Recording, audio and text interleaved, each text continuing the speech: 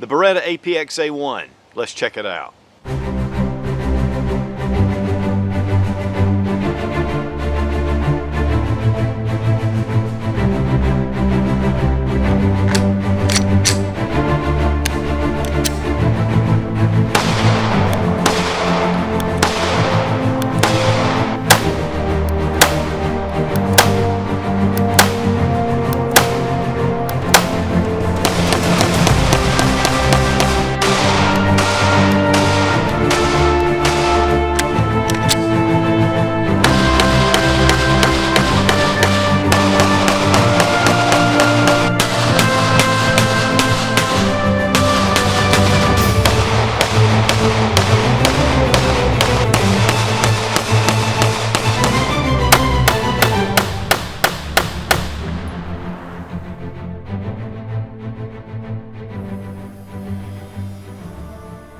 Beretta's the oldest firearm company still in existence, and they're almost 500 years old.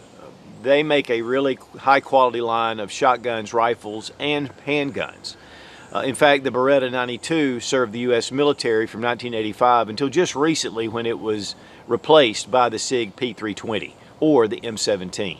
The APX original, what they're calling the APX 0, was introduced into those trials and really performed exceptionally well.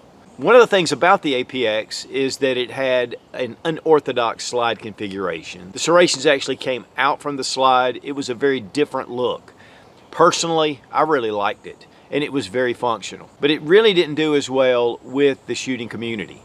So they redesigned the slide and a lot of other features, and they're now introducing the Beretta APX A1. This is still an APX, the same pistol that went through all the military trials. And they are very durable. They're accurate, they're very ergonomic, and honestly, the way this gun is set up, it is really easy on recoil, very flat shooting. So Beretta got in touch with me and asked if I'd be interested in reviewing the APX A1. I have really liked the original APX series, so I was really excited to get a hold of one of these.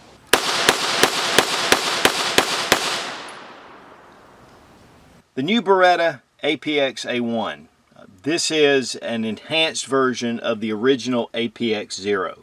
And the APX 0 was actually tested through the U.S. military trials, and it came through with flying colors. I mean, this went through all the durability tests, all the torture tests. This gun really performed well. Now, this is actually the Centurion model. It's a little bit shorter slide, shorter grip. The biggest difference is the slide, and you can see it's a little bit unorthodox. Some people love it, some people don't like it, to the point that Beretta felt like it really needed to change the look. But honestly, these are very similar, if not the same internals in the frame. But before we get started, let's go ahead and check to make sure the gun's unloaded. We're going to drop our 17+1 magazine, chamber's empty. Here with the APX 0 Centurion, we have a 15-round magazine, and the gun is empty. Now, there are a lot of similarities. You can see that first off, the grips. I mean, except for the length, they're pretty much identical. Same checkering on the back, same laser etching on the sides, and then we have checkering on the front. But one of the things about the A1 is it has this texture right here, and it has memory pads at the front. And pretty much that is absent on the original. You can see it's just a smooth finish. There are some styling here that gives you something to actually, put your thumb on when you're firing it. But I really like the way they've gone with this. And it gives you a lot of texturing all the way throughout. There are extra grip panels that you can replace these with, of course, and which has become the norm. But with this slide, you can see that the serrations are deep and they're very strong. In fact, really easy to pull back that slide. It just kind of bites into your hand without causing any kind of pain, but it's definitely different than the original APX 0. One of the things about the full-size model is it did have finger grooves. They were kind of abbreviated all the way through, and it was only on the full-size model. As you can see on the Centurion, it goes with the flat. The internals are almost identical inside the frame. So I really think that there was a lot of work done on the slide itself, and there are a few additional features here. One of them is the trigger, which we'll take a good look at. But from all that I've heard, these have been extremely reliable, going through 10,000 rounds of shooting without any malfunctions. So the APX A1 is going to be in that same genre. Now, one of the things about the APX when I was doing the initial review is that it was just flat shooting. Has a lot to do with the recoil system, a lot to do with this high ride beaver tail area effect right here. And it's the same on the A1. In fact, they're almost identical, if not identical. But one of the big differences with the new A1 is that it has a really high undercut right under the trigger guard. And this is going to allow you to really get your hand up high on the pistol.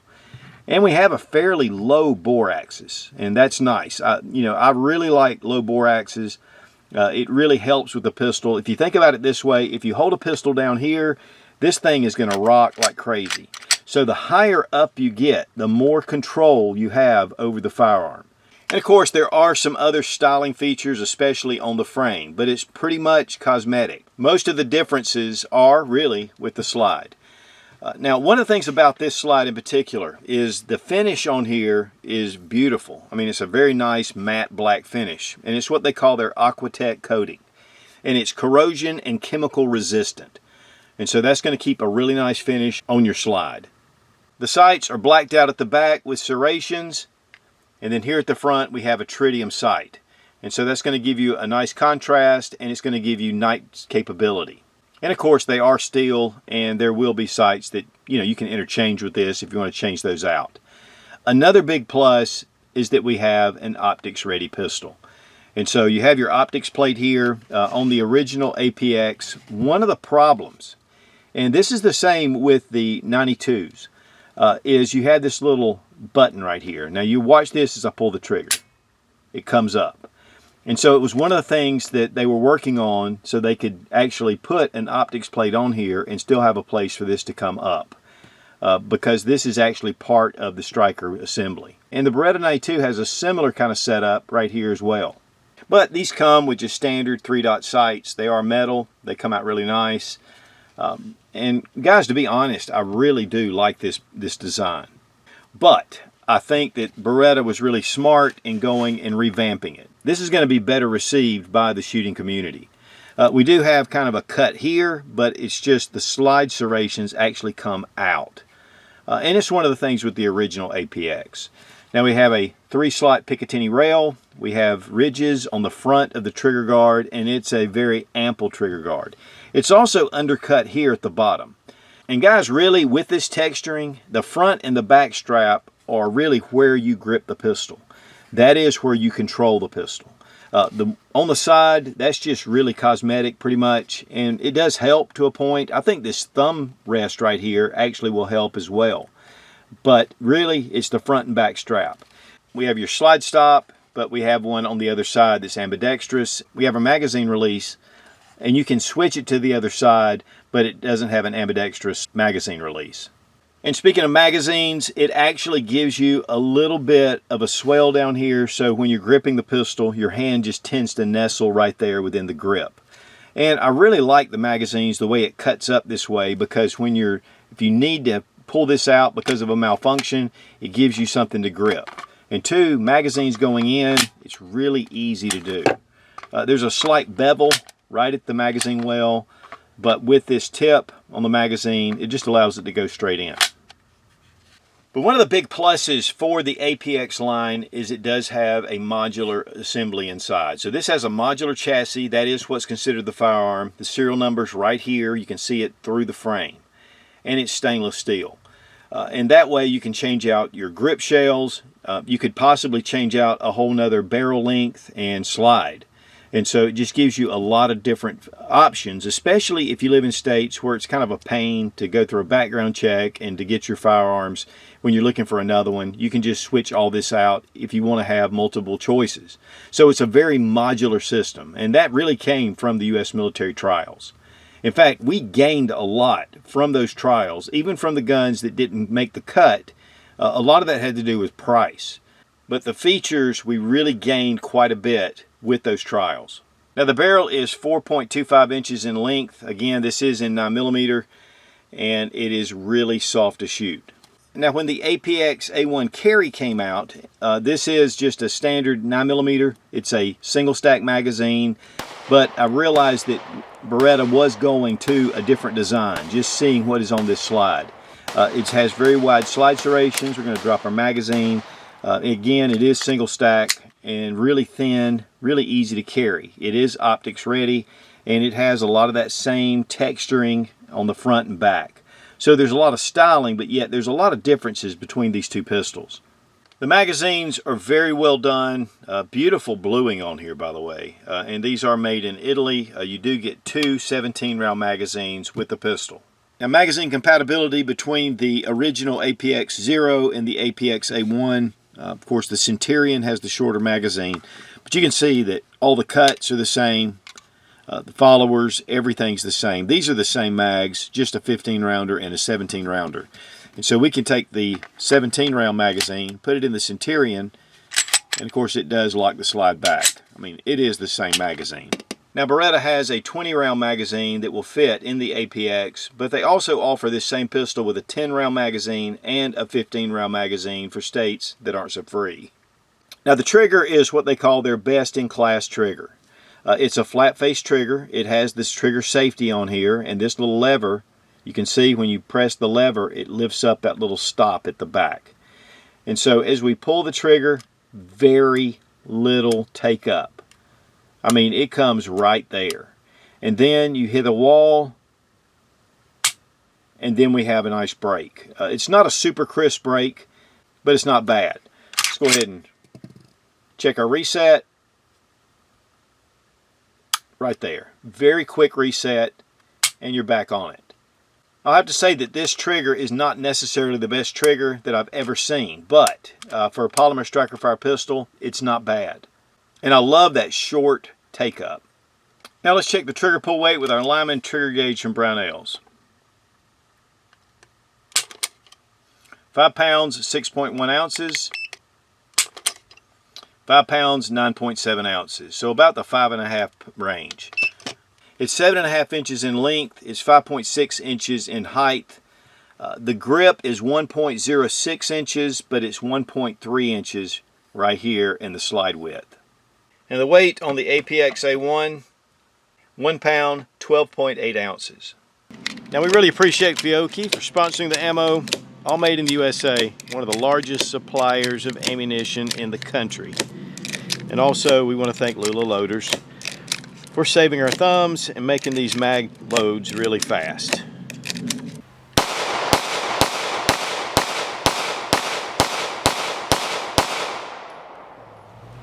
Now guys, again, I was a big fan of the standard APX, but taking the new APX A1 down to the range, this grip, it just fits. There's something about this lip that comes off that just allows this to nestle. When you're shooting it, you have full control, and I just really like this grip. There's a lot of different grips out there and they fit different people, but there's something about this one particular. The undercut right here too at the trigger guard makes it nice. Lowering the bore axis somewhat and bringing this out, it's like a beaver tail. And so it really allows you to get up high because you're getting your hand up there. It just shoots really well. It tracks well. The recoil is very mild. I think the way this was designed very well. The serrations, while they're definitely much more muted than the original APX, you know, it still allows you to grab hold of it very easily. Again, it reminds me of the Walther PDP to a point, and I think maybe we're moving a little bit to that. Now, putting a red dot on here would definitely be nice, and we're going to do that. So that's coming up because I'm really enjoying shooting this gun, and I want to get it back out to the range. Like I say, when ammunition's flowing, the cameras are rolling, so it gives me a good reason to come out and shoot it. The mag reloads, though, they just go in really fast. It was really different as far as just how easy they go in. Of course, these cutouts here that fit the magazine base, and then too, it allows you to rip those magazines out if you need to. But the good thing is we never had to try it out because we didn't have any malfunctions. Just a really sweet shooting gun. Honestly, it surprised me. And I shoot a lot of polymer frame striker fire pistols, and each one has its advantages. So far, I'm a big fan of the grip. Of course, the magazines go in really easily. No finger grooves. really ergonomic and thin. Just seems to shoot very flat. I love those aggressive serrations. Step down from the original, but you know, it kind of reminds me of the Walther PDP, but actually a little less aggressive, but a very well balanced firearm.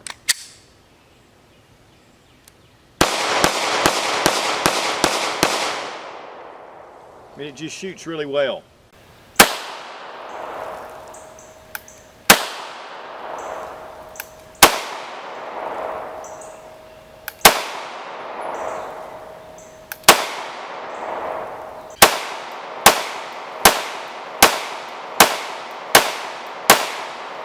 Now for disassembly, there are two different ways you can do it. You can do it just by pulling the trigger, and that releases the striker. Or right here is a little bit of a divot with this little pin. You push that in, and that disengages your striker. We're going to go ahead and do it just by pulling the trigger, and you want to do that first. And then right here, this small button, you want to push it, and then your takedown lever at the same time, push it out, and then just turn it into the down position. You're going to have to give it a little bit of force, but once you do, it's really easy. You know how much force needs to be taken. And then once we do that, we can just pull the slide right off the frame. Then we're going to remove our recoil system, which I think this has a lot to do with the recoil management of this gun. It's very well done, has a nice weight at the back, has a flat recoil spring, which typically lessens the recoil. And it is all metal. And then we have our barrel. Just pull it out. Nice barrel system. I mean, you got your feed ramp, definitely a Browning linkless design. Now the slide is extremely well done. The finishing is excellent. And then of course we've been shooting this one, so it's a little bit dirty. You can see the striker. You have your striker block right here. And then with the frame, this is the part though that really sets this gun apart. One thing about the chassis system is you can actually pull this out and then pop that pin through and just pull the chassis right out. And again, that is part of your gun. Now one thing that's interesting is that I left the magazine in when I disassembled it. So that is possible to do, but you really should remove your magazine. But one of the things about this is the long slide rails. This is going to give you more slide to frame contact than most of your striker fire pistols. Typically they have a very short little rail, probably about 3/4 of an inch long, if that. And it's at the front and back. This allows the slide to actually move along these rails a little bit better. And so it's going to give it a little more of a smooth recoil back and forth. Now to remove the chassis system, we're just going to pull this out, and you have to kind of find it. It'll come right out. Now you'll notice this spring right here, and you'll need to lift it up off of that pin before you drive it through. Otherwise it won't come through. And once we get the tension off that spring, you can just push this pin through. Just like that.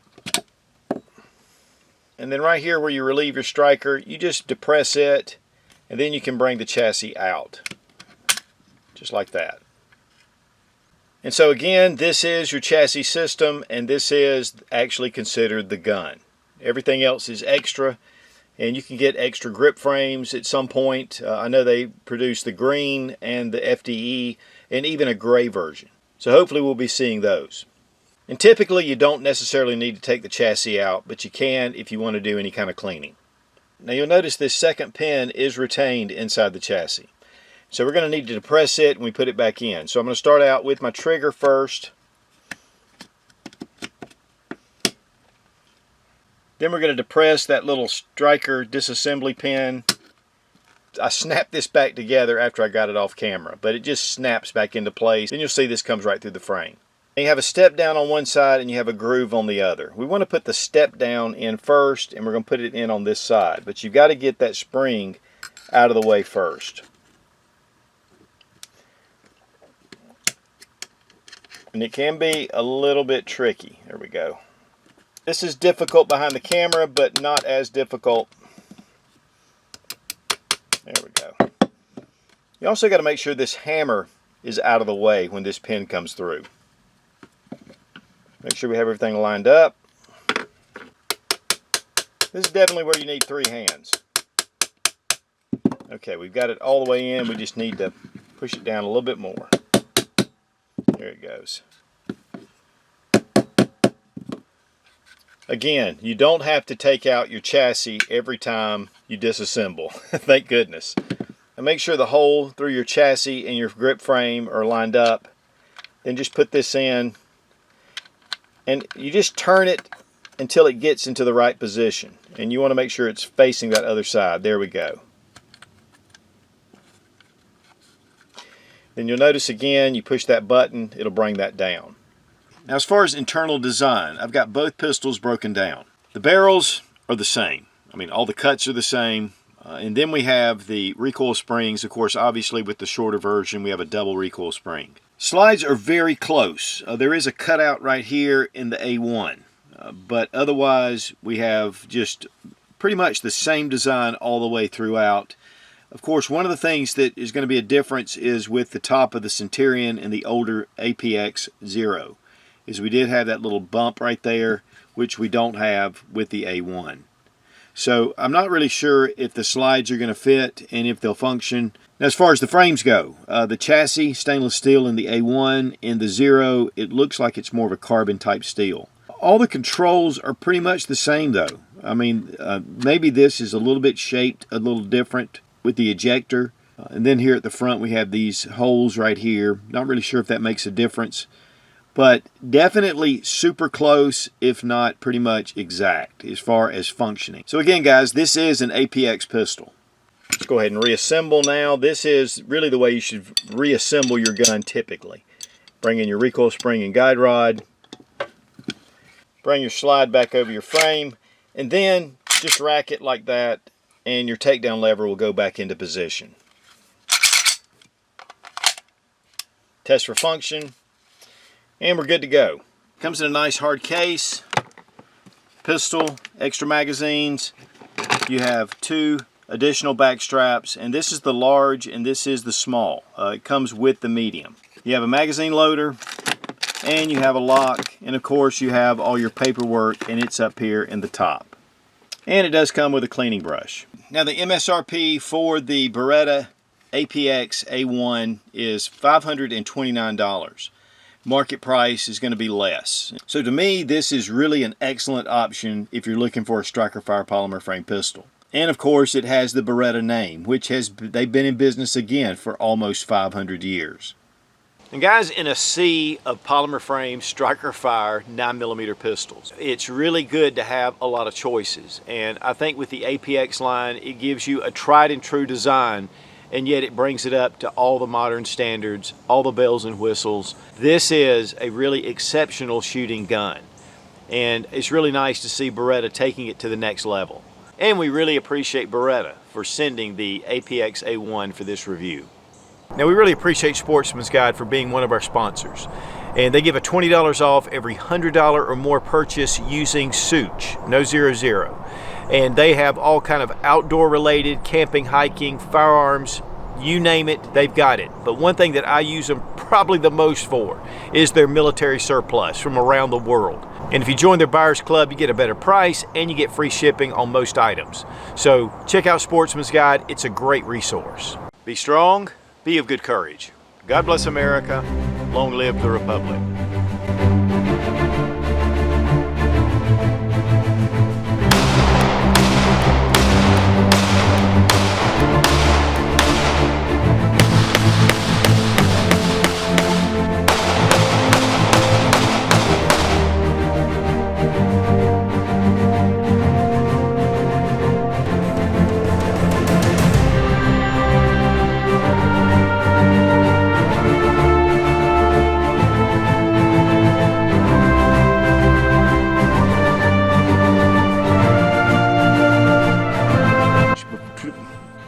And the APX Zero actually was used for the military trials.